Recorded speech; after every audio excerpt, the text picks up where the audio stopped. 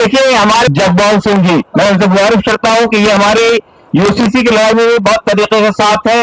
हमारे जो प्रोग्राम हो रहे हैं मुख्तलिफ इलाकों में, उसमें भी आप शरीक होते हैं।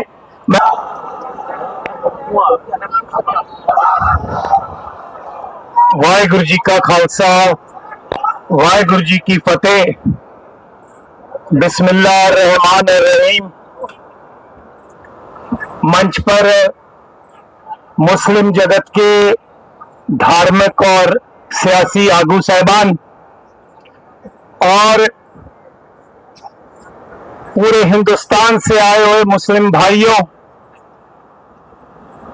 मैं आज यहां पर आपको ये जताने आया हूं कि इस लड़ाई में आप अकेले नहीं है, हम आपका पूरा पूरा साथ देंगे।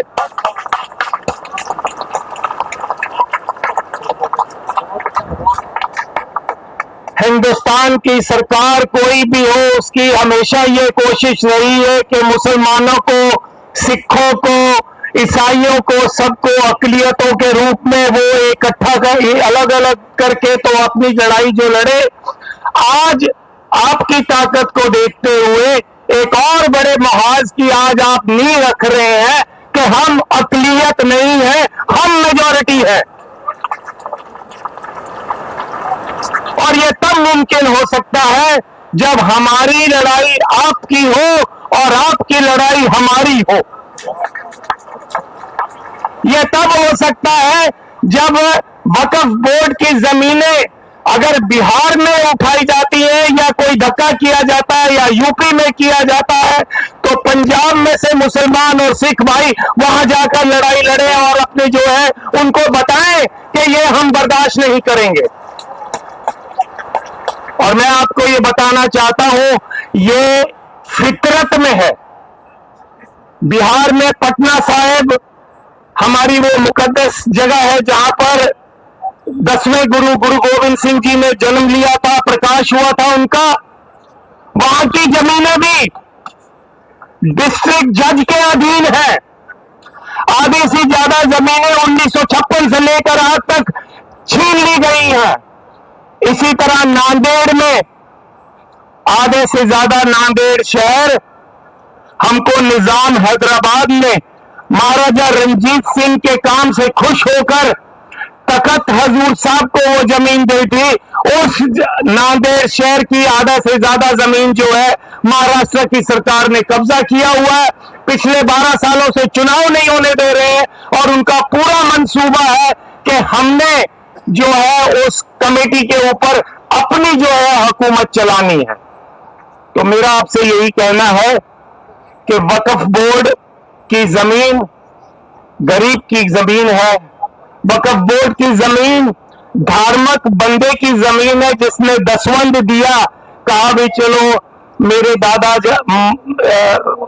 दुनिया छोड़ गए हैं, उनकी याद में मैं थोड़ी सी जमीन देता हूं जहां पर कोई मदरसा खुल सके, जहां पर कोई अस्पताल बन सके। लेकिन सरकार को यह मंजूर नहीं है। सरकार आपका टेस्ट ले रही है, आपको इस टेस्ट में पास होना है और इस लड़ाई को केवल दिल्ली तक सीमित नहीं करना है, पूरे हिंदुस्तान के एक एक सूबे में लेके जाना है और यकीनी बनाना है कि ये जो धक्का है हम बर्दाश्त नहीं करेंगे। मेरी आपसे गुजारिश है, डॉक्टर इलियास साहब से, बाकी सारे जो सज्जन यहाँ पर बैठे हैं उनसे भी, इसको केवल एक दिन का धरना मत बनाओ। मैंने इनकी जो वीडियो टॉक सुनी है, इसमें इन्होंने कहा है कि जैसे किसान भाइयों ने 1 साल तक बॉर्डर पर लड़ाई लड़कर सरकार के घुटने लगा दिए थे। सरकार मान गई कि हमको बिल वापस लेना पड़ेगा।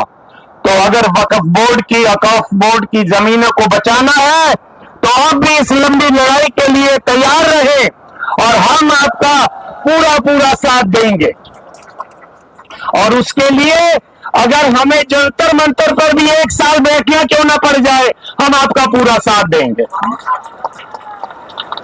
और यदि हमें यह ऐसा लगे कि हमको यूपी और दिल्ली का बॉर्डर सील करना है, तो हम उसके लिए भी तैयार रहेंगे। ये रीजनल लड़ाई नहीं है, ये धार्मिक लड़ाई है, और धार्मिक लड़ाई धार्मिक जज्बे से ही लड़ी जा सकती है। तो आओ, हम आपका पूरा साथ देंगे। आप यकीनी बनाओ कि आप साथ लें। अगला मोर्चा अगर जरूरत पड़े तो मलेरकोटले में लगाओ, लुधियाना में लगाओ, और सारे हिंदुस्तान से जो मुसलमान भाई है वहां पर आए, और हम सिख भाई जो है वो भी रल मिलकर आपका पूरा वहां साथ देंगे और सरकार को एक मैसेज देंगे, मुसलमान की लड़ाई हमारी लड़ाई है और हमारी लड़ाई आपकी लड़ाई है। तुमने दलितों की जमीनें ली, हम चुप रहे, लेकिन हम चुप नहीं रहे, फिर भी दबी जबान में अपनी आवाज उठाते रहे। तुमने ट्राइबल्स की भी जमीनें छीन ली है, तुमने बंबई के आसपास, बंबई से लेकर पुणे तक जितनी भी जमीनें हैं ट्राइबल्स की वो भी छीन ली है। लेकिन अब वक्त आ गया है, इनफ इज इनफ, अब बर्दाश्त नहीं होता। अब हम सब रल मिलकर हम ये यकीनी बनाएंगे कि अपनी जमीनें बचाएंगे। एक बार फिर पूरे जोश के साथ, जैसे सब आप इकट्ठे हो, बोलिए आप अब मेरे साथ, वक्फ बिल वापस लो, वक्फ बिल वापस लो, वक्फ बिल वापस लो। मुस्लिम, सिख, दलित, ट्राइबल एकता जिंदाबाद। मुस्लिम, सिख, ईसाई, दलित, ट्राइबल, बहुजन समाज एकता जिंदाबाद। इस आस के साथ कि हम इस लड़ाई को जरूर जीतेंगे, एक बार फिर अंत में आप ही का नारा, नारा